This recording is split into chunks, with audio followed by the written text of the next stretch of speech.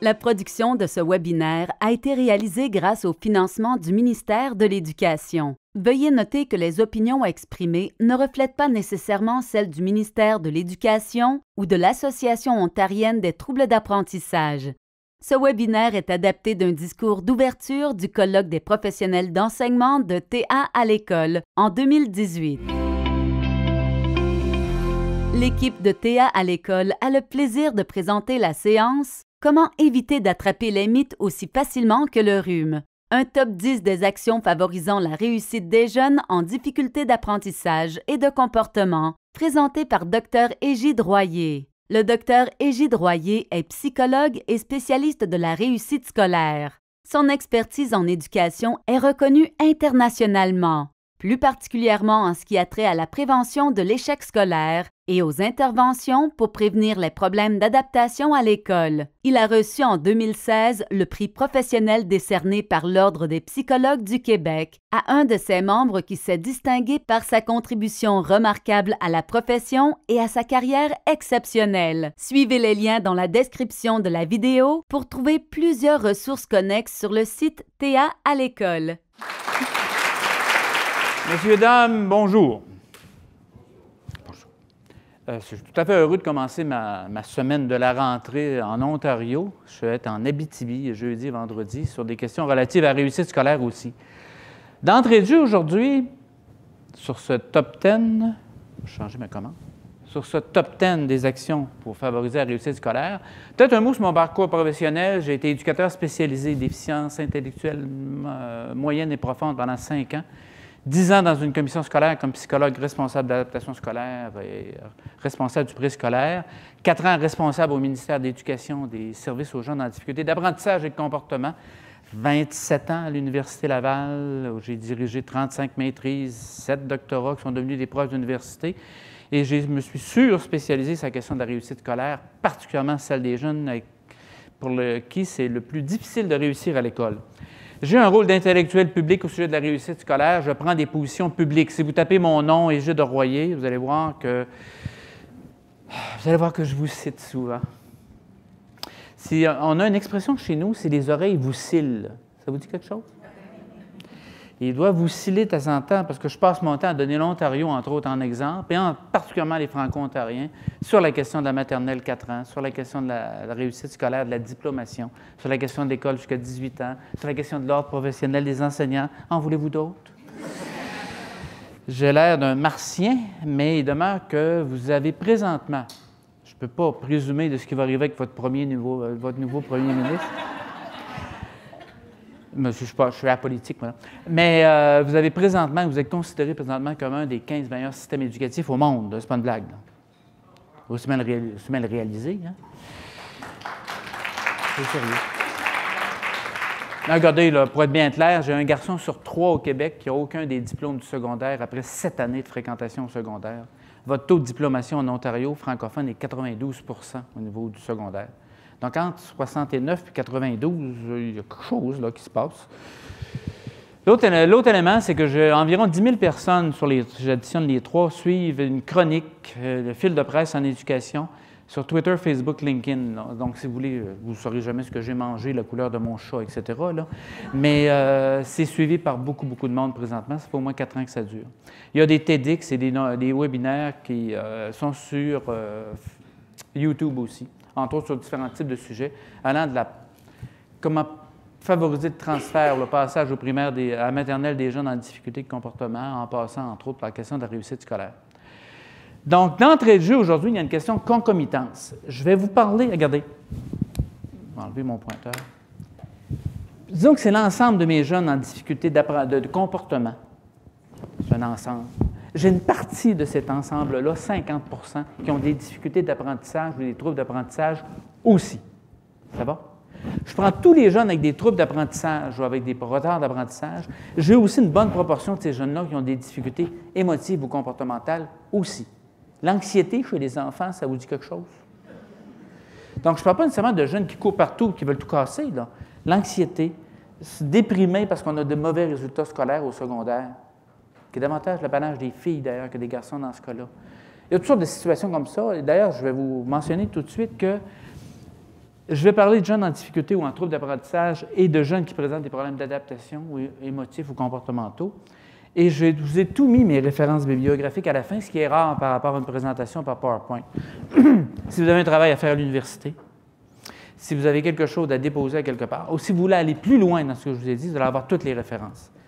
L'autre élément, c'est ceci. Je viens de consacrer les 6 derniers mois à travailler sur les problèmes émotifs et comportementaux, petite encyclopédie de l'enseignant efficace, sous forme de liste de vérification. Je m'en vais vous en donner 4 aujourd'hui. Il y a 60 chapitres, 400 pages. Je vais vous donner 4 chapitres, 4 extraits. Mais c'est sous forme de liste de vérification. Ça va de comment intervenir auprès de l'enfant qui mord en maternelle. Toc, toc, toc, toc, toc. Comment gérer une classe pour prévenir les difficultés d'adaptation de comportement. C'est sur des listes de vérification, ce qu'on appelle en anglais des checklists. Là. Toc, toc, toc, toc, toc. La première, c'est de dire bonjour aux élèves quand ils arrivent. Mais vous en avez d'autres aussi. Vous avez comment le manque de respect. Vous avez comment intervenir au secondaire avec des élèves anxieux en situation d'examen ou en situation d'apprentissage. Toc, toc, toc, toc. Je vais en parler tout à l'heure, mais je vais référer souvent à ce document-là aujourd'hui. Oh, ce matin, attraper parfois les mythes comme on prend le rhume, de folklore, de légendes et de problèmes de comportement, les 2 vitesses de la pensée, lente et rapide.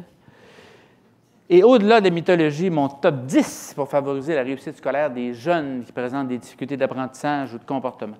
Attraper parfois les mythes comme on prend le rhume. En passant, juste avant de commencer, ce que je vous donne ce matin, il y a plusieurs éléments qui vont être immédiatement utilisables quand vous allez rentrer dans vos écoles suite, ou quand la rentrée aura lieu, quand vous allez arriver dans vos écoles, dans vos classes. Ça peut être les listes de vérification, mais ça peut être aussi, si jamais certains de ces mythes-là vous sifflent aux oreilles, vous allez être équipé pour les démyther. Bon, les mythes, image simplifiée, souvent illusoire que des groupes humains élaborent ou acceptent au sujet d'un individu ou d'un fait et qui joueront un rôle déterminant dans leur comportement, leur appréciation. Un mythe, c'est une vérité qu'on pense être une vérité, mais qui n'en est pas une, mais ça a tellement... As-tu entendu dire qu'il paraîtrait que quand c'est répété, répété, répété, répété, on arrive à un certain nombre de mythes. D'abord, les mythes au niveau de l'apprentissage. Je vais référer, entre autres, au The Australian Society for Evidence-Based Teaching, qui en cite un certain nombre, on pourra en donner beaucoup, mais des mythes qui impliquent que plusieurs décisions éducatives qu'on prend quelquefois sont chambranlantes parce que ça s'appuie sur des mythes pédagogiques. Et souvent, on est en toute bonne volonté, mais ça a des conséquences directement par rapport à la réussite scolaire. Regardez bien ceci.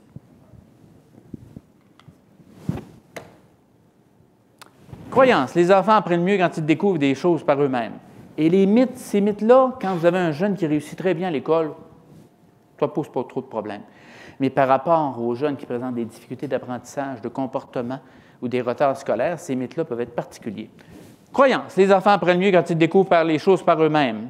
La recherche montre que les enseignants qui enseignent activement aux enfants ont un effet 3 fois supérieur sur les résultats des élèves que lorsqu'ils tentent de faciliter l'apprentissage par les découvertes. Prenez un jeune dyslexique, là. Découvre c'est quoi le son « on ». Vous me suivez, là? Je caricature, là, mais vous me suivez? Je donne des références, là. Je suis blindé, là. Regardez, je suis sur le ciment quand je parle là-dessus, là. Mythe, les enfants apprennent davantage lorsqu'ils maîtrisent leurs apprentissages. Leur apprentissage, donner aux élèves des choix sur ce qu'ils apprennent les aide à apprendre plus efficacement. La recherche montre que donner aux élèves le contrôle ou le choix sur ce qu'ils apprennent n'aura absolument aucun impact sur leur réussite ultérieure. Mythe, les enfants apprennent mieux quand vous adaptez leur style d'apprentissage.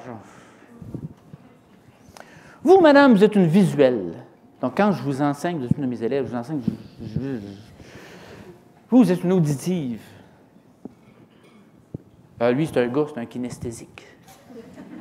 Il y a un loustic qui m'est arrivé. Monsieur Royer, pensez-vous que le style d'apprentissage olfactif existe? Pensez-y comme il faut. Vous déjà essayé d'adapter votre enseignement à un style olfactif? Ça, si jamais quelqu'un vous revient avec ça cette année, là. Enseigner sur un style d'apprentissage est au mieux une perte de temps et au pire un impact négatif sur l'apprentissage. Parce que moi, je me concentre sur son style. Vous, c'était visuel. Hein? Moi, je me concentre sur son style visuel. Donc, au lieu d'avoir une diversité d'approches pédagogiques pour lui enseigner, les dessins, les supports. Hein? Sainte misère.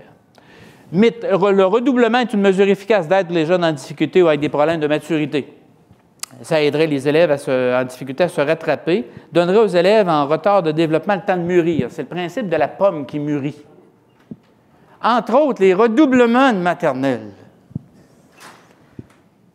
La recherche est claire là-dessus. Indique que la répétition d'une année n'aide pas un enfant à se rattraper, à mûrir ou à mieux s'adapter à l'école. Les enfants en difficulté qui montent d'année surpassent leur père qui répètent, particulièrement si on donne de l'aide durant l'année dans laquelle ils se retrouvent. Là, vous allez me suivre comme il faut. Je prends 1000 enfants de première année qui ont certaines difficultés en première année. La règle générale de la recherche est pour dire que votre premier réflexe n'est pas de faire reprendre l'année. Mais vous, comme professionnel de l'enseignement, à partir de votre expérience, puis à partir de la connaissance que vous avez de l'enfant, vous pourriez prendre la décision de faire reprendre une année. Vous me suivez? Votre médecin, vous rencontrez votre médecin, il vous dit, écoutez, normalement, là, dans une situation cardiaque comme la vôtre, tel type de médicament, on ne peut pas utiliser ça. Mais dans votre cas, compte tenu de votre situation particulière, nous pensons que ça ne vous enlève pas, ce n'est pas des lois, ce n'est pas les lois de la Bible, ce n'est pas les commandements, là, les 12 commandements que vous avez. C'est l'idée que généralement, pour l'ensemble des données de recherche qu'on a, ça ne donne rien de redoubler. Mais il peut y avoir des décisions professionnelles que vous prenez pour lesquelles ce Steve ou ce Kevin-là, ça a du sens de. Ça va? C'est votre jugement professionnel. Comme professionnel, membre d'un ordre professionnel, j'aime ça dire ça. Mythe, beaucoup de parents et d'enseignants croient que certains aliments conduisent les enfants à se comporter mal. Le sucre conduit l'hyperactivité, une mauvaise conduite, les additifs alimentaires provoquent des niveaux de plus élevés d'hyperactivité chez certains enfants. La revue de 16 études avec plan de recherche expérimentale nous dit qu'il n'y a pas de lien. Il y en a très, très peu avec les additifs. Donc, dans ce cadre-là, en disant, on sait bien, mon enfant a un trouble d'apprentissage parce qu'il mange beaucoup, beaucoup de sucre. Ou maintenant, on mange uniquement bio à la maison, ça va l'aider au niveau de ses apprentissages, au niveau de sa dyslexie. Vous dire oui, si vous voulez être poli, là, mais c'est pas... Deuxième partie. Là, on va toucher à la question des jeunes en difficulté de comportement. De folklore, de légendes et de problèmes de comportement. Quelques fables pédagogiques que se racontent encore trop souvent. Plus il y aura d'enseignants, moins il y aura d'élèves par classe, meilleure sera la réussite des jeunes qui manifestent des problèmes de discipline et de comportement. Les recherches, les méta-analyses de Hattie et de Doe sont claires. Vous avez 26 élèves dans votre classe, je vous en enlève 2. Pour la majorité des enseignants, vous n'allez pas modifier votre enseignement, la manière dont vous intervenez, parce que vous avez 2 élèves de moins.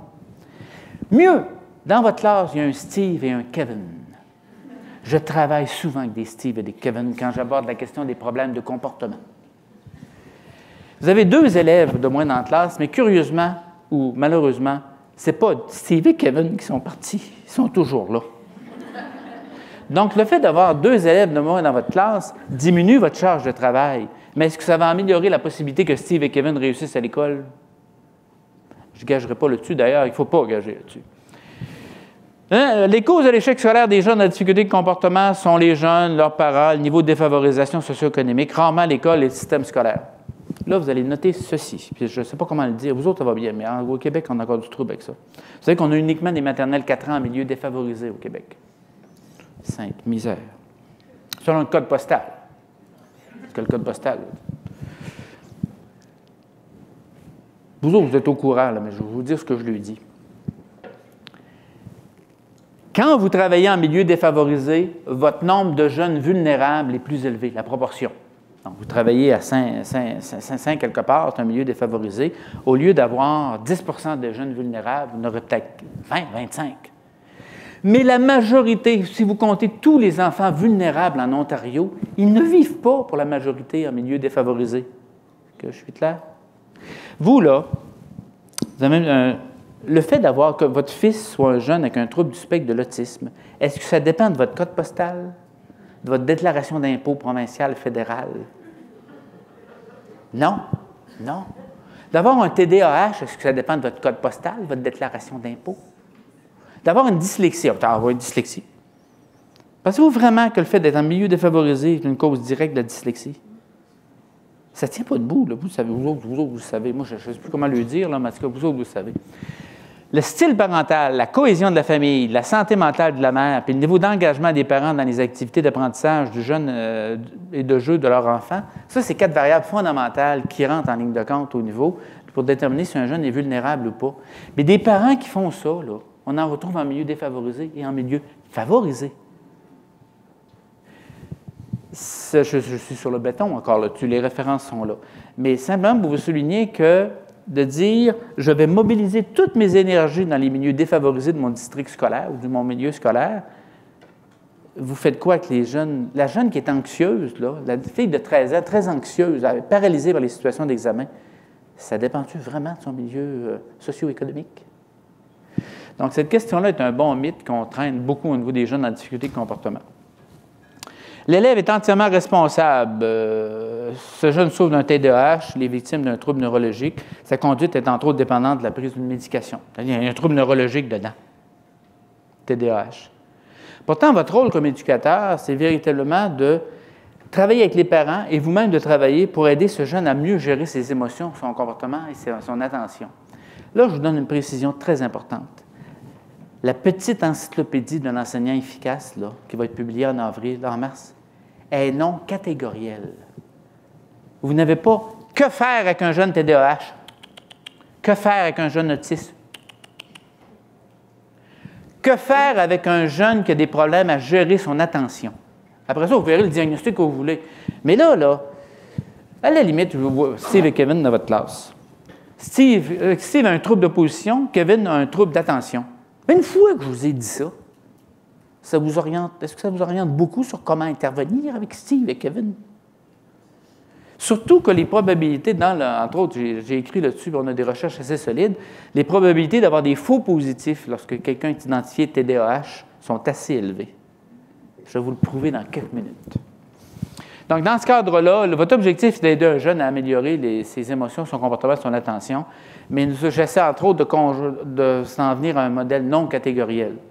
Vous avez un petit bonhomme dans votre classe, il bouge, il se promène de même dans la classe, c'est impossible d'avoir son attention. Comment est-ce que je vous dirais que c'est un TDAH? Vous vous en doutez déjà peut-être, mais ça ne vous donne pas de moyens pour intervenir. Donc, ce que j'annonce, c'est que l'encyclopédie va être non catégorielle, non basée sur des diagnostics. L'autre narratif, c'est que l'adolescence, je vais reculer un petit peu. L'autre élément, c'est que l'élève est entièrement irresponsable, il y a un TDAH. L'autre élément, l'adolescence est inévitablement une période du trouble du développement. Oh mon Dieu, ça va, votre grand-fille, vous êtes toute jeune, vous là. Mais votre grand-fille, dans quelques années, il va avoir 14 ans. Oh, pauvre vous! Et elles vont toujours se poser. Vous voulez qu'elle mette telle chose, elle ne veut pas. Vous allez partir en auto avec, elle va dire « Non, maman, tu chauffes mal. » Pauvre vous! La majorité des adolescents passent une adolescence sans problème majeur. Ça grince à la table. La chambre est dans un état second. Mais il n'y a pas de majorité, ils n'ont pas de problème. Vous allez entendre parler de ceux qui mettent le feu à des maisons, des choses comme ça. Mais l'essentiel est que la majorité ne pose pas de problème d'adaptation et de comportement. Mais évidemment, ceux-là, vous n'entendez pas parler souvent. Les deux vitesses de la pensée. Fast and slow. La première chose, c'est que les humains, Homo sapiens, on est tous de même, là, on est portés à avoir des biais cognitifs, des manières de réfléchir qui, quelquefois, nous induisent en erreur. Regardez bien celle-là. Souvent, en éducation, on va parler des décideurs. Peut-être que vous allez voir ça chez vos politiciens. On appelle ça le syndrome du tireur d'élite. Moi, je suis un tireur à l'arc, très précis. Ma flèche arrive toujours en plein centre de la cible. Savez-vous, c'est quoi mon secret? Je prends l'arc, je prends la flèche, POC! Après ça, je prends mon crayon. Là, je dessine la cible autour de la flèche. Ça va? Le syndrome du tireur d'élite, c'est que je prends les informations qui font mon affaire en fonction de ce que je veux faire passer. Donc, je sélectionne des informations qui viennent supporter mes croyances, puis je laisse de côté les données et les faits qui ne les supportent pas. Ça, c'est un biais cognitif, ça. Vous avez déjà vu ça quelque part. Là, je fais référence à Kahneman, le seul psychologue à avoir gagné un prix Nobel, en économique, il faut le dire, mais qui travaillait particulièrement sur la question de la pensée. C'est un excellent bouquin. Donc, système 1 et système 2, les deux vitesses de la pensée. Vous allez voir, il y a un lien, je m'en viens là. Système 1, c'est un système qui nous permet de sauter aux conclusions automatiques, rapides, faciles. Regardez, tournez notre tête dans la direction d'un bruit soudain, dans un badang, vous tournez la tête. Est-ce que vous avez pris la décision rationnelle? Bon, je viens d'entendre un bruit, je vais tourner la tête. Non, non, c'est automatique. C'est très utile comme système. Complétez la phrase pain et beurre. Conduire notre auto dans une route isolée, exprimer le dégoût lorsqu'on nous montre une scène horrible. Ça, c'est du système 1, c'est cloc. Le système 2, réflexif, logique, doit être mobilisé, plus lent, songé. Pour que ce soit fonctionnel, nous devons porter activement attention. Or, notre budget d'attention est limité. Je vous donne quelques exemples. Se concentrer sur la voix d'une personne lors d'une soirée bruyante. Stationner son auto dans un emplacement très étroit, remplir son formulaire d'impôt. C'est mieux d'y aller avec le système 2, ça peut coûter cher uniquement le système 1. Et il y a le phénomène du Wheezy-Yati. Le Wheezy-Yati est une expression de Kahneman qui est la suivante. Le Wheezy-Yati, c'est que « what you see is all there is ». Ce que je vois est tout ce qu'il y a à voir. Et là, si vous travaillez avec des jeunes en trouble d'apprentissage ou en difficulté de comportement, là, le Wheezy-Yati, ce que je vois et tout ce qu'il y a à voir peut vous amener à des décisions assez étranges, même à des erreurs au point de vue de vos interventions pédagogiques. On va se pratiquer un peu. Quel est le personnage le plus grand?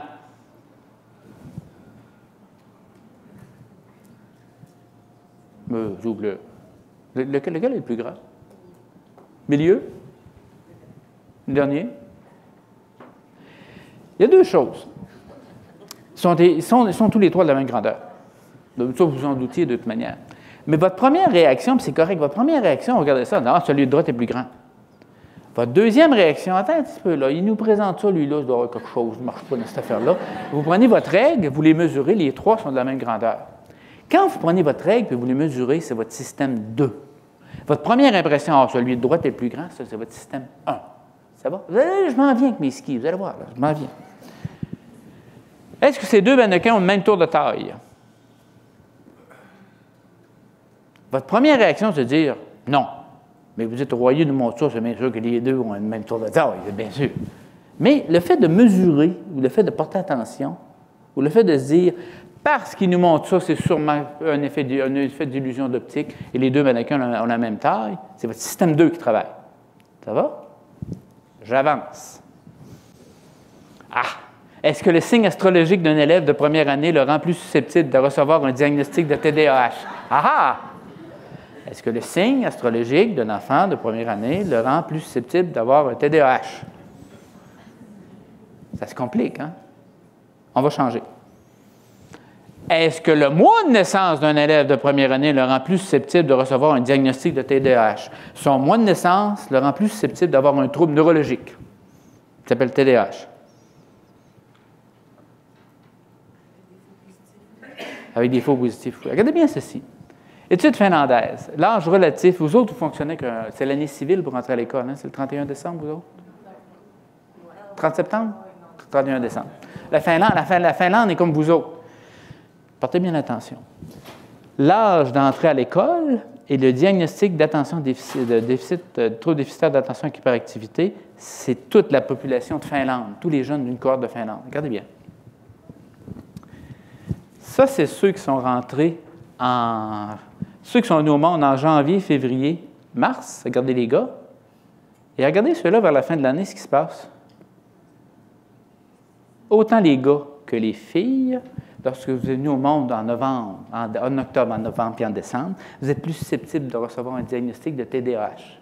Étrange. Vous dites, c'est sûrement le signe astrologique. Les planètes s'alignant troublent la neurologie de l'enfant. Non. Est-ce que c'est simplement le mois de naissance? Non. On doit émettre l'hypothèse qu'il y a une confusion entre maturité, maturation et diagnostic. Ça va? Quand vous faites la deuxième, ou quand vous référez une donnée comme celle-là, c'est votre système 2 qui fonctionne. En disant, comment ça se fait que les plus jeunes de notre district scolaire sont plus susceptibles d'être identifiés TDAH? Trouble neurologique ou on confond? Ça, c'est une donnée qui vous permet d'aller davantage dans votre système 2. Donc, question d'activer et de soutenir notre système 2. Il y a des pratiques éducatives prometteuses. J'ai des informations détaillées décrivant la pratique, comment la mettre en œuvre, la collecte des données est en cours, mais une évaluation rigoureuse n'est pas encore terminée. Ça, c'est une pratique éducative prometteuse. J'ai des pratiques éducatives validées. L'ensemble de cette pratique prometteuse-là a été appliqué, évalué et validé. Il y a une plus-value réelle. Je vais vous donner ça en détail tantôt. Il y a une plus-value réelle de l'implanter. Et vous avez les pratiques exemplaires.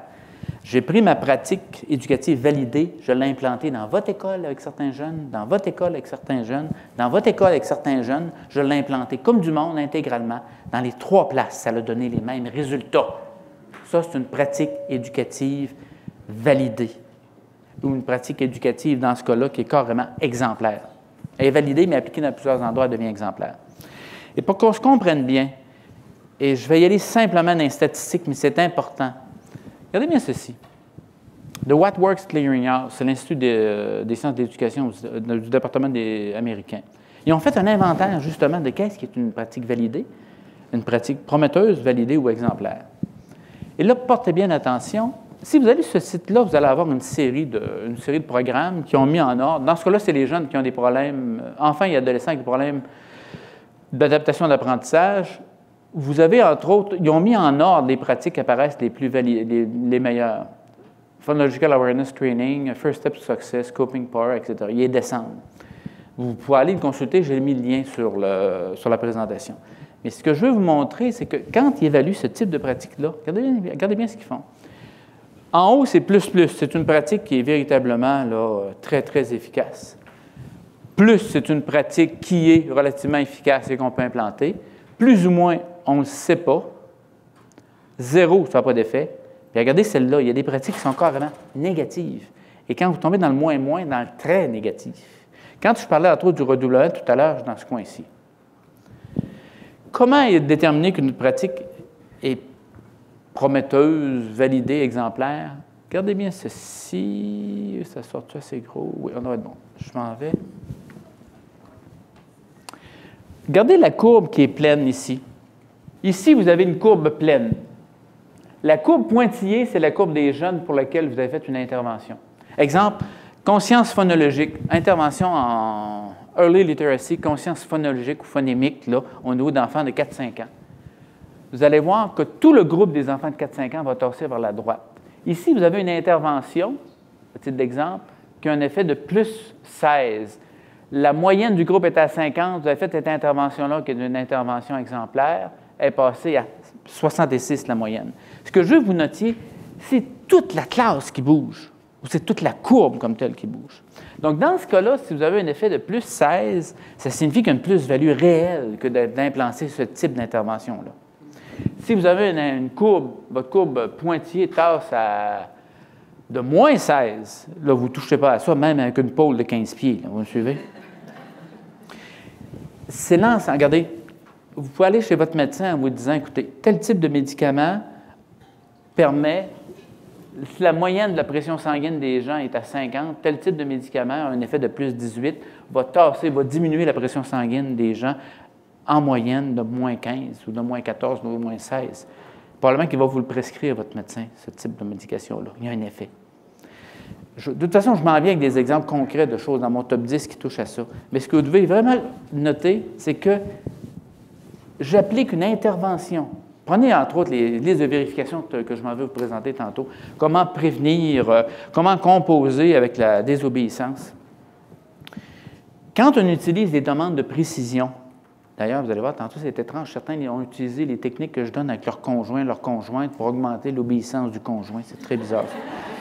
Mais quand je vais vous présenter tout à l'heure une demande de précision, ça augmente de 20 à 30 % le niveau d'obéissance des élèves. Vous me suivez? Là, la courbe, elle tasse vers la droite, pas à peu près. C'est ça qu'on va avoir. C'est pas uniquement, il me semble que ça a fait du bien. Non, je vais avoir une idée de, est-ce que si j'implante ça, si je mets l'énergie comme moi, comme enseignant, pour implanter ça dans ma classe, ça a-tu un effet? Bon, au-delà de la mythologie, mon top 10 favorisait la réussite des jeunes en difficulté de comportement et d'apprentissage. Avant de parler de mon top 10, il faut toujours être convaincu que c'est plus facile de construire des enfants forts que de réparer des adolescents ou des adultes brisés. Il faut vraiment intervenir tôt. Donc, avant d'aller directement à mon top 10, un petit préambule. La proportion d'enfants vulnérables lors de l'entrée à la maternelle en 2012 au Québec. Et là, je vais vous parler des gars. Quand j'ai publié ce bouquin-là, il y a environ 7-8 ans, pour la réussite des garçons à l'école, ça a créé une commotion. Une commotion dans le sens que les gens ne réalisaient pas, les gens ne croyaient pas que c'était vrai. Et là, on a eu de plus en plus d'études qui sont sorties. Regardez celle-ci. Ça, c'est les enfants qui rentrent à la maternelle en 2012. Santé physique et bien-être. Vulnérables au niveau de la santé physique et du bien-être. Près de 12 des gars, 7 des filles. Les filles vulnérables. Mais je veux juste vous dire que j'ai plus fréquemment des gars que des filles. Vulnérables au niveau de la compétence sociale. Regardez les gars, 13 les filles. Vulnérables au niveau de la maturité affective. Vulnérables au niveau du développement cognitif et langagier. 12 des gars, 8 des filles. Vulnérables au niveau des habiletés de communication et de connaissances générales. Vulnérables sur au moins un domaine du développement, 32 des gars, 18 des filles. Ce n'est pas votre faute, ce n'est pas de la mienne. Mais il y a une différence au niveau de la maturation, entre autres sur le plan verbal, entre les garçons et les filles à cet âge-là. Si vous en tenez compte, vous arrivez vers la fin de la 3e année, tout votre monde va lire. Vous allez avoir des différences qui vont regarder entre gars et filles, mais sur les apprentissages, entre autres de la lecture, vous n'aurez plus beaucoup de différences. Mais si vous n'en tenez pas compte, et si vous utilisez le principe de Ford, Henry Ford, la loi de Ford, que je mentionne entre autres dans le son d'éléphant, la loi de Ford dit ceci. Quand il a sorti son modèle T en 1908, il a commencé à en vendre même avant d'avoir l'auto, et il a dit, vous pouvez avoir une auto de la couleur que vous voulez, en autant qu'elle soit noire. Ça séchait plus vite, puis c'était moins de trouble pour lui. Ça va? Si pour réussir à l'école, les garçons doivent adopter les comportements, les manières de faire et les styles d'apprentissage des filles, on va être dans le trouble encore avec bon nombre de garçons. C'est clair? Parce que si je vous mets 1000 petites filles de 5 ans avec 1000 petits gars de 5 ans, si vous n'observez pas des différences sur l'intensité comportementale, le niveau de langage, c'est sûr que vous allez avoir tout. Prenez une cour de récréation, c'est sûr que les gars, c'est très, très fréquent que 3-4 gars se marchent ensemble dans la cour de récréation en jasant. Qu'est-ce que tu as fait en fin de semaine? Et ça, ce n'est pas une question de stéréotype, c'est une question. Et s'il vous plaît, ne touchez pas avec une pôle de 15 pieds, 20 pieds si vous voulez. Le fait que l'idée de dire les garçons ont du trouble à l'école à cause des stéréotypes développés par notre société, des stéréotypes de genre. Une fois que vous avez dit ça, ou qu'on a dit ça, dire ça et que la pluie est humide, c'est la même chose. Ça ne vous donne aucune prise sur comment changer la situation. L'autre élément qui est important, outre la question des gars, c'est la question de l'intervention préscolaire. Ça, c'est une méta-analyse majeure de toutes les études de 1960 à 2016. Une méta-analyse, je prends toutes les études bien faites dans un domaine, je les empile et je reprends l'ensemble des mesures des sujets, si je fais une histoire courte, j'intègre tout ça et je sors l'effet global. C'est qu'au lieu d'avoir une seule étude, j'en ai plusieurs que je rassemble ensemble. Quand vous avez des interventions préscolaires de qualité, votre identification en adaptation scolaire passe de 28 % chez ceux qui ne l'ont pas eu à 20 %. La reprise d'année passe de 30 % à 22 % et le taux de graduation ou de réussite de diplomation secondaire, la différence est de 62 à 74 %. Il y a une plus-value réelle à l'intervention préscolaire. Ça, écoutez, c'est comme le Tylenol et le mal de tête. Là. Vous me suivez? Là? On a des données de base là-dessus. Donc, si jamais, vous ne vivrez pas ça, mais si jamais on vous disait que ça donne le préscolaire, là, ou si jamais on vous disait, ben là, on va diminuer certaines des mesures d'intervention préscolaire, c'est se tirer dans le pied, là, sérieusement. Et ça, si jamais vous avez besoin de munitions là-dessus, je suis facile à trouver avec le nom que j'ai, moi, là.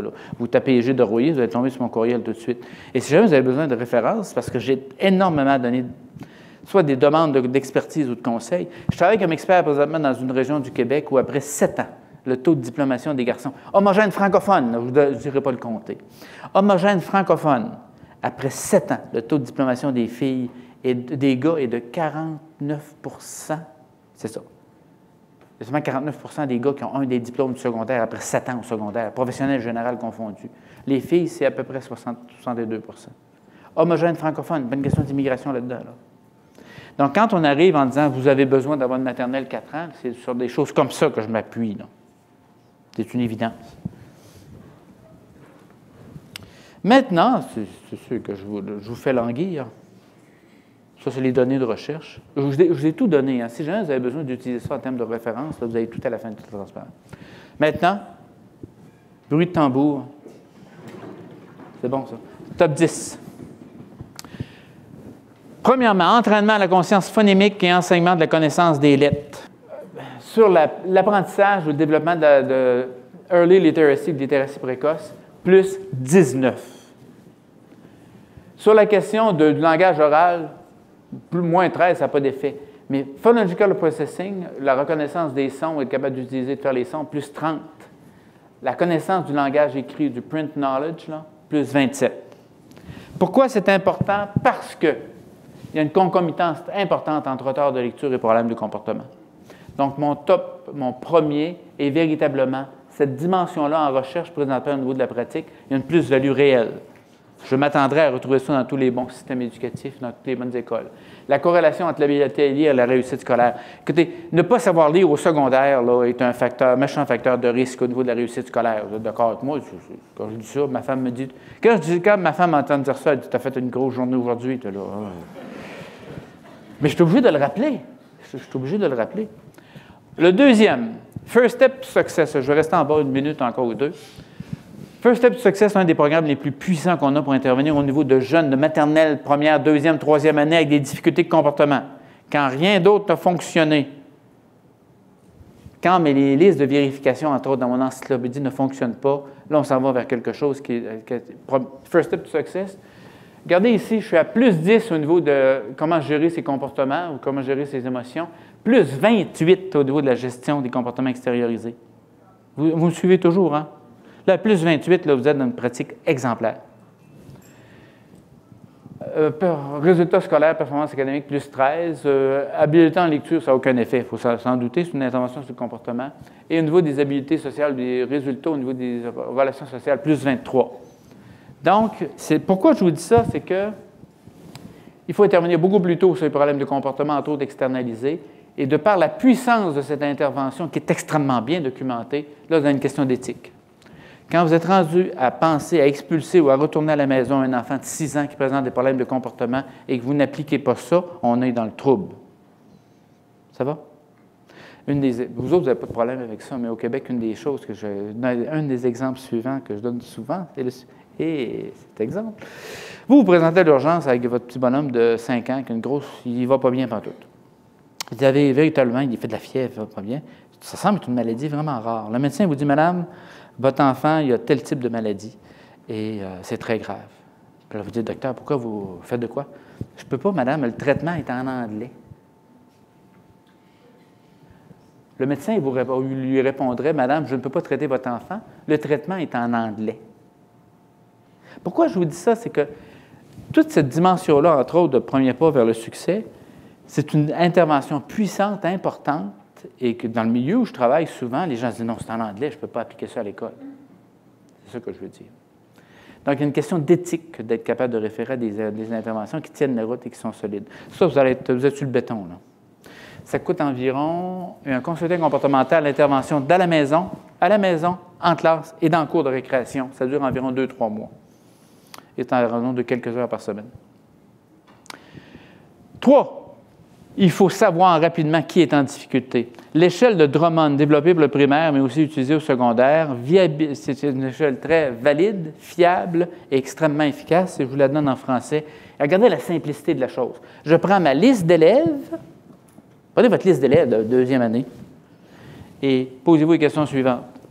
Vol, ment, triche, problème de comportement à mon jugement, rejet par les pairs, résultats scolaires, attitude négative, comportement agressif. Vous cotez 0, 1, 2, 3 à l'occasion, quelquefois fréquemment, et ça vous donne une cote de 9 à 21 haut risque, 4 à 8 risque modéré, 0 à 3 faible risque. Ça a l'air, c'est une échelle toute simple, et je suis sur le ciment. Toutes les études qui ont été faites pour évaluer la pertinence de cette échelle-là arrivent à la même conclusion. C'est aussi valide qu'un questionnaire de 125 questions. Parce que vous avez besoin de savoir de qui dois-je m'inquiéter au niveau du comportement. Si vous débarquez, si vous entrez dans le bureau de votre direction en disant « Steve m'inquiète » et que vous arrivez avec cette échelle-là de Steve, normalement, il y a de quoi s'inquiéter, surtout si vous êtes entre 9 et 21. Mettons 18, 18,5, là, vous avez raison d'être inquiet. Là. Pourquoi? Parce qu'on doit absolument connaître rapidement qui a besoin d'aide et de qui on doit s'inquiéter. 4, l'évaluation fonctionnelle. Au lieu de courir après un diagnostic, se poser la question, qu'est-ce que ça lui donne de faire ça? C'est ça l'évaluation fonctionnelle. Et ça, l'évaluation fonctionnelle, on a des impacts. C'est côté plus, c'est côté plus. Il y a une plus-value réelle comme telle à intervenir, à aller chercher de l'information. Dans l'encyclopédie, petite encyclopédie d'enseignement efficace, là, il y a quelques questions de base qu'on se pose qui correspondent à l'évaluation fonctionnelle. Par exemple, prenez l'enfant qui se promène toujours en classe. Il est toujours sur la route, lui. Là. C'est un peu comme de la défensive de zone au football. Là. Vous savez qu'il est dans cette région-là, mais vous ne savez pas plus. Et parmi les questions qui touchent l'évaluation fonctionnelle, est-ce que ça vient de commencer ou ça a toujours été comme ça depuis le début de l'année? Est-ce qu'il y a des situations où ça l'empire?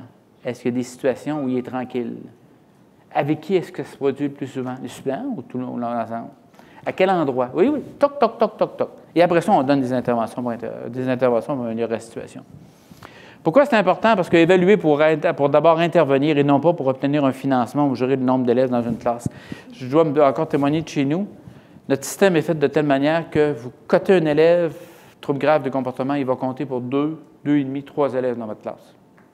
Ça, c'est un système de pondération catégorielle et on est quelques-uns. Écoutez, l'Ordre des psychologues du Québec, le Comité québécois pour les jeunes en difficulté de comportement, plusieurs grands organismes disent « Arrêtez de consacrer autant de temps à évaluer des enfants pour les coter.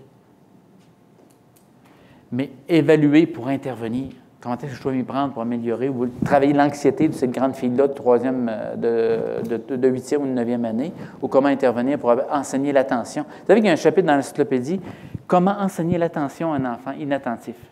C'est fascinant. Indépendamment qu'il y ait un diagnostic ou pas, vous allez voir l'aiguille d'attention va bouger dans le sens qu'on veut. Plus difficile avec un jeune qui a carrément des troubles neurologiques, mais ça existe pareil. Donc, il faut vraiment connaître la fonction du comportement pour guider l'intervention.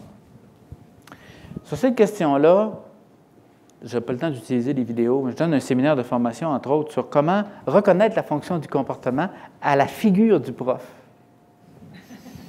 C'est très bien fait. Regardez bien, je vais aller vous voir. On va commencer par ici. J'arrive, la classe commence, on voit ça dans la vidéo. La classe commence, il y a un grand gars qui arrive, ça fait 3 minutes que c'est commencé au secondaire. Steve, encore en retard. Moi, je suis correct, c'est votre horloge qui a du trouble. Tu sais, il s'accote de même. Il s'en va s'asseoir sur son bureau, la patte sur la table, la patte sur la chaise d'un autre. Steve, enlève ta patte. Ouais, pas confortable. Il vous accote. Lutte de pouvoir. Quand on regarde la face du prof, il n'a pas l'air triste, le prof. Vous me suivez? Il n'a pas l'air anxieux. Il a l'air en maudit. Donc, un prof qui a une face en maudit, normalement, c'est que vous êtes dans une situation de lutte de pouvoir dans laquelle veut vous entraîner l'élève. Il y a un autre élève dans la classe, une autre situation, encore au secondaire. L'élève est de même. Monsieur, on peut-tu prendre tel crayon pour l'exercice? Oui. À peu près 3 minutes après. Monsieur! Notre prof. Le langage intérieur du prof est le suivant. Il est gossant.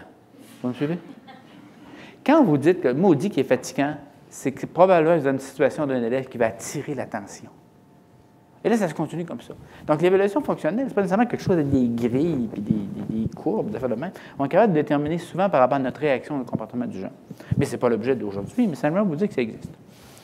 Entraînement aux habiletés sociales, enseignement de comportement de remplacement. Les bonnes écoles ne font pas juste punir les mauvais comportements, ou si vous aimez mieux donner une conséquence au mauvais comportement, ils enseignent des comportements de remplacement. Okay? Et les comportements de remplacement, c'est que le classique, c'est Kevin qui, aussitôt que quelqu'un le frôle dans la cour de récréation, « Moi, maudit, bang! » Bon. D'enseigner un comportement de remplacement qui est, lorsqu'il y en a un qui vient t'écœurer, fais-y une face, fais-y un air de bœuf, tourne les talons, puis va-t'en. Ou, fais-y un air de bœuf, j'aime pas ça quand tu fais ça, tourne les talons, puis va-t'en. Ça, on enseigne ça, un comportement de remplacement, vous me suivez? Mais je dis, Steve t'a frappé sur le mur, ou Steve t'a frappé privé de récréation. Là, vous n'êtes pas une maison d'éducation quand vous faites ça. Mais l'éducation s'enseigne de quoi? Entre autres, sur le comportement. Encore là, je peux vous donner un séminaire d'une demi-journée là-dessus, mais simplement vous souligner que c'est important parce qu'on doit intervenir sur les comportements de remplacement, la compétence sociale et le développement affectif. Et là, il y a une plus-value réelle de faire ça. Bon, là, les 4 mesures suivantes sont des mesures qui sont contenues dans la petite encyclopédie de l'enseignant efficace. Je vous les donne. En extrait, il en manque des petits bouts. Là, la question d'évaluation fonctionnelle, des références, je vous donne le cœur. Pourquoi je vous donne ça? Parce qu'il faut que des enseignants savent concrètement. Tu sais, vous dire, là, votre direction d'école ou moi, psychologue, je vous dis, « Ah, Steve, il y a de la difficulté, hein, il est fatigant dans la classe. » Mais c'est important que l'enfant soit au cœur de l'intervention éducative. Tu sais, il vous a fait que... vous avez la face quasiment décomposée parce qu'il vous m'en maudit. L'enfant au cœur de la réussite éducative. Ça, c'est... Ou adapte ton enseignement. La liste de vérification contribue à rassembler les étapes fondamentales d'une démarche et supporte son application systématique que je cite Gawande en 2009 qui a écrit un bouquin uniquement sur les listes de vérification. Les chirurgiens, les pilotes d'avion, entre autres, les utilisent depuis longtemps. Vous allez voir, mon épouse a avoir une chirurgie récemment, puis on jasait avec les médecins puis avec les infirmières. Puis ils avaient une liste de vérification, question de ne pas oublier de morceaux dans l'intérieur du client, et question de faire les étapes qu'il faut. Donc, les listes de vérification, ce n'est pas une faiblesse, là. Au contraire, c'est un gros plus. Regardez bien celle-là. Liste de vérification, si vous avez des stagiaires qui viennent dans votre école, prendre entre autres une prise en charge de classe, liste de vérification pour une gestion proactive de la classe qui prévient les difficultés de comportement. Regardez la première. Là, vous pouvez cocher. À la limite, vous êtes assis dans la classe, là, une journée, vous observez votre jeune enseignante en stage dans votre classe. Saluez les élèves lorsqu'ils entrent en classe. Suivre une routine cohérente, afficher un horaire quotidien, enseigner toutes les règles, les attentes et afficher des rappels, dépendamment du groupe d'âge. Organiser les bureaux de manière pour permettre une libre circulation de la classe. Mettre l'enseignement en relation avec les connaissances déjà acquises et identifier les applications dans le monde réel. Vous avez tout avoir ça sur le transparent là, qui vous est sur le site. Promenez-vous dans la classe et établissez des contacts avec les élèves, entre autres au secondaire. Un enseignant. Il y a une loi, il y a 10 lois, on appelle ça les lois de Royer. C'est assez étrange, d'ailleurs. La première loi de Royer dit on ne devrait acheter un pupitre à un enseignant que lorsqu'il a 3 ans d'expérience. Je répète, on ne devrait acheter un pupitre à un enseignant que lorsqu'il a 3 ans d'expérience. C'est pour éviter qu'il se cache en arrière. Parce que s'il est derrière le bureau, je caricature à peine, mais si, moi, enseignant au secondaire, je ne vais jamais faire un tour dans ce coin-là de la classe. Éventuellement, ce coin-là de la classe va être squatté. Il va appartenir à quelqu'un d'autre. Non? Non, écoutez, vous savez comme moi, les bons enseignants, ils ne sont pas en train de courir en rond dans la classe, mais ils se déplacent dans la classe. Promenez-vous dans la classe et établissez des contacts avec les élèves. Modelez toutes les activités, toutes les habiletés et les concepts importants. Vous leur montrez comment ça se fait. Donnez à tous les élèves la possibilité de participer. Fournir à l'élève des rétroactions positives fréquentes. Et là, il y a un chapitre dans l'encyclopédie qui s'appelle « La louange de précision ». La louange de précision, c'est... Bon, regardez, je vais vous donner un exemple adulte. Votre chum, qui n'est pas nécessairement un grand cuisinier, vous a préparé un petit souper l'autre soir, là, un samedi soir, la petite chandelle, c'était bon. Fait qu'à un moment donné, à la fin du repas, vous dites à votre chum « C'était bon ». Ça, c'est une louange générale. Mais si vous dites à votre chum « Hey, ton potage, là, et le steak, la qualité du steak, la cuisson, là, vraiment, c'était goûtant. Lequel a le plus de puissance comme renforcement? C'est le deuxième. Donc, de dire à un jeune, « Kevin, c'est beau. » « Hey, Kevin, vraiment, hey, hey, tu m'as surpris. Tu es déjà rendu au 3e numéro, puis les 2 premiers sont excellents. Beau, mon grand. » Ça, c'est une louange de précision. Mais donc, quand je parle de louange, ce n'est pas uniquement « c'est beau, bravo, félicitations pour votre beau programme », c'est quelque chose de pas mal plus spécifique que ça. Fournir aux élèves des rétroactions positives. Si il y a une erreur de l'élève, utilisez la correction et le réenseignement. Évaluer l'apprentissage de l'élève en cours d'enseignement.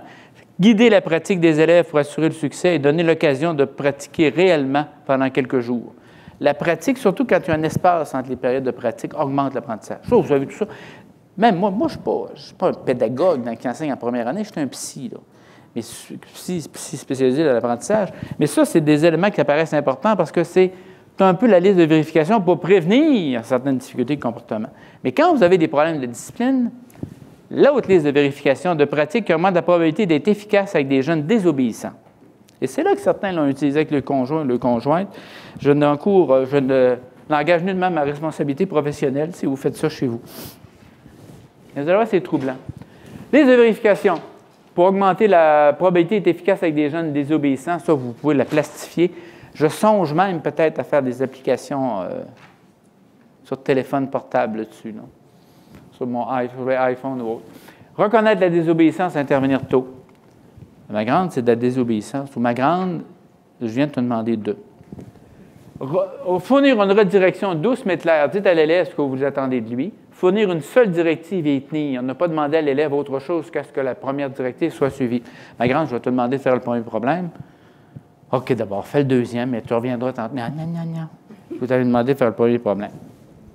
Répétez la directive et la demande de précision va suivre dans quelques minutes. Je vais vous expliquer ce que c'est quoi. Mais si vous répétez la directive, vous utilisez une demande de précision. Continuez à enseigner, à féliciter les élèves qui suivent les consignes. Le réflexe que vous devez avoir, je viens de lui rappeler, ma grande, je vais te demander de mettre au travail. Mon attention n'est pas de rester planté à côté de la grande de même. Là. Rapidement, je donne mon attention à ceux qui travaillent et par la suite, je vais venir voir. Donner le cas échéant les conséquences prévues d'une manière émotionnellement neutre. Et quand je dis émotionnellement neutre, c'est cool as a cucumber. Je ne vous demande pas d'être bête, je vous demande d'être cool. Si le cocon ne vous sied pas, il y a lui. Lui est assez calme aussi, vous me suivez? C'est sérieux, hein? C'est un instrument d'intervention. Pas lui, là, mais la façon d'être. Et ceci, ça nous amène à la demande de précision. Consigne d'année claire donnée aux jeunes, on va l'appeler qui, lui? Michel. Michel, s'il te plaît, je vais te demander de faire telle chose. Le jeune obéit. C'est beau, Michel. Michel, je te demande de faire telle chose. Vous attendez 5 à 10 secondes. Le jeune n'obéit pas. La deuxième fois que vous donnez la consigne, vous utilisez Michel, tu dois. Michel, tu dois commencer ton travail. Vous attendez 5 à 10 secondes. Le jeune obéit. C'est beau, Michel. Vous attendez 5 à 10 secondes. Le jeune n'obéit pas. Là, vous donnez la conséquence prévue et vous revenez avec la consigne. La conséquence prévue, il y a un chapitre dans l'encyclopédie, la petite encyclopédie de l'enseignant efficace, où je donne les 10 manières de faire du retrait à l'école. 10 manières. Et ça donne à peu près ceci. Vous pourriez utiliser une forme de remise de temps ou de conséquences associées au temps. Dans ce cas-là, probablement avec la conséquence, Michel, tu viens de perdre 30 secondes de ta récréation, maintenant mets-toi au travail. Mais ce n'est pas la récréation complète, c'est 30 secondes. 30 secondes, c'est sortir un peu après les autres, dans le fond. Michel, dans les 10 manières de faire du retrait ou d'avoir des conséquences, faire une tortue à son bureau au primaire, c'est une forme de retrait. La grande fille qui a fait des sparages dans votre classe, là, en 9e année, là, ma grande vient un peu. Ma grande, je t'observe. Tu sais, ses amis l'attendent là, pour sortir, là, c'est à la pause, là, ma grande. Je jasais avec ma femme hier soir. Puis je lui ai dit, j'ai une fille dans ma classe, je ne suis pas capable de saisir exactement si elle saisit bien mes consignes. Vous pouvez donner quelque chose de totalement bizarroïde. Est-ce que vous faites le 30 secondes que ça prend là, de discussion sur sa femme qui pense que... Comprenez-vous? C'est du retrait. Il y a différentes façons de le faire. Mais ce que je veux dire par là, c'est que ça va être très, très spécifique. Les 10 manières d'utiliser le retrait au primaire ou au secondaire, et les 7 premières sont en classe. Liste de vérification des pratiques qui augmentent la probabilité d'être efficace avec des comportements perturbateurs. Donner des indications claires. Le perturbateur, il y en a toutes sortes. Des bruits de bouche, ils chantent en classe, et toutes sortes de choses. Donner des indications claires du comportement attendu. Reconnaître l'agitation. Reconnaître les élèves qui sont au travail, qui suivent la consigne. Présenter la situation comme un problème pour l'élève, pas un problème pour vous. Cool as a cucumber. Et reconnaître la coopération de l'élève et donner suite ou sinon donner suite à la conséquence appropriée. Et là, dans l'encyclopédie, vous avez différents types de comportements perturbateurs. J'ai celui qui se promène, celui qui chante, tout ça d'affaires. Liste de vérification des pratiques qui augmentent la probabilité d'être efficace avec des comportements de manque de respect. Et là, il y a 3 sections dans l'encyclopédie là-dessus. Une, manque de respect envers l'adulte. Ça, là, c'est la générale. Une, manque de respect envers l'adulte ou manque de respect envers les élèves eux-mêmes. Et ça, c'est bien précisé. Donc, la générale est la suivante. Reconnaître les élèves qui sont à la tâche et donner l'attention à ceux qui sont respectueux. Indiquer aux jeunes que le comportement est irrespectueux, nommant la règle ou l'attente si nécessaire. Demeurer calme et en contrôle. Exprimer en une phrase les conséquences habituelles pour l'irrespect ou indiquer le suivi qui sera donné. Continuer à enseigner à l'ensemble du groupe. Si une demande de respect continue de donner une tâche à réaliser à l'ensemble de la classe et parler à l'élève individuellement. Et par la suite, les conséquences peuvent venir. Mais il y a une façon de procéder comme ça. 10. L'école, un des éléments fondamentaux est la question de la santé mentale. C'est ceux qui commencent dans le métier, entre autres au secondaire, la question de la santé mentale va être un des domaines les plus importants sur lesquels vous allez travailler à l'école secondaire. C'est déjà le cas de toute manière. Il faut offrir des services professionnels aux jeunes et à leurs parents, la surmédicalisation des problèmes de conduite, des émotions et des apprentissages, et la question de la santé mentale.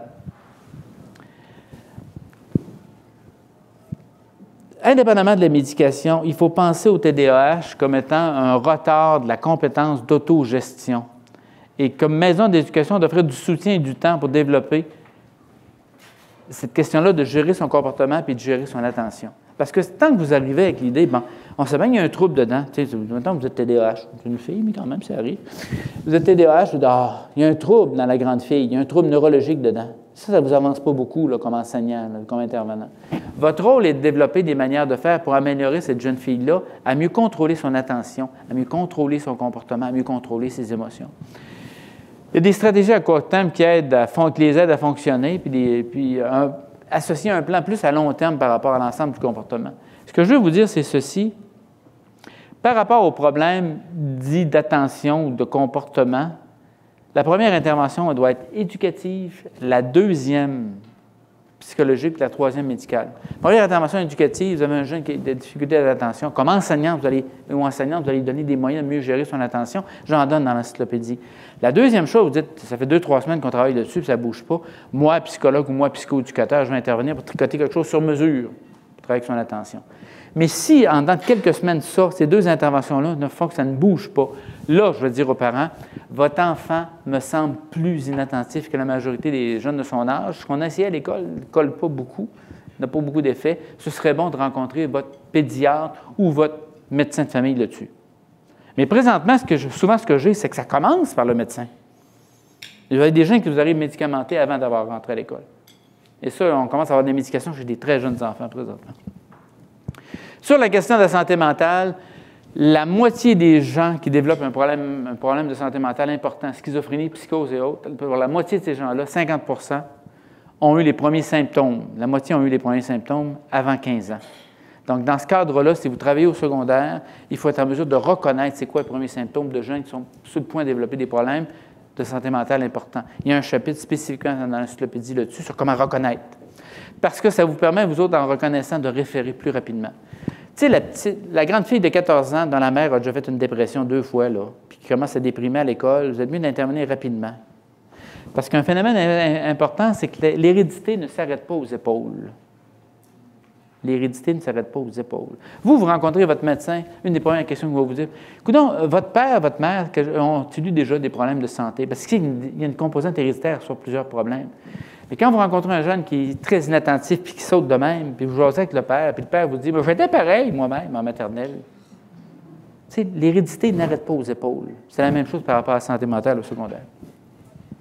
Donc, on va bien, oui. 5 décennies de recherche sur les effets de la psychothérapie avec les jeunes. Regardez l'effet qu'on a. Grandeur d'effet post-traitement au niveau des interventions psychologiques à l'école est de 0,46. Donc, vous tassez votre courbe, là, ou votre moyenne de manière importante. Si vous avez des jeunes qui ont des problèmes affectifs, comportementaux ou de santé mentale à l'école, il y a une plus-value réelle d'avoir un suivi psychologique quand c'est fait de qualité, parce que ça change. La probabilité qu'un jeune, dans des conditions de traitement, se porte mieux qu'un jeune groupe témoin est à 63 %. C'est quasiment la courbe de tantôt, là.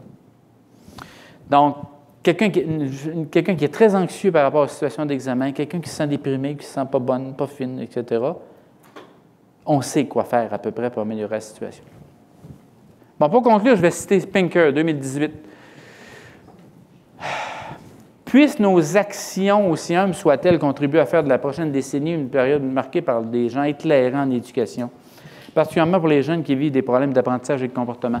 Éclairés par la raison, conscients de nos biais cognitifs et conscient du fait qu'on doit coller autant que faire se peut les données de recherche solides qu'on peut avoir sur la question, appliquer ce qui fonctionne. Par la science, référant aux pratiques validées exemplaires, donc rationnel, appuyé par la science, par l'humanisme, favorisant le développement de tous les petits des humains et préoccupés par leur bien-être et leur bonheur, et par le progrès, convaincu que l'avancement des connaissances va permettre à de plus en plus de jeunes en difficulté de réussir à l'école.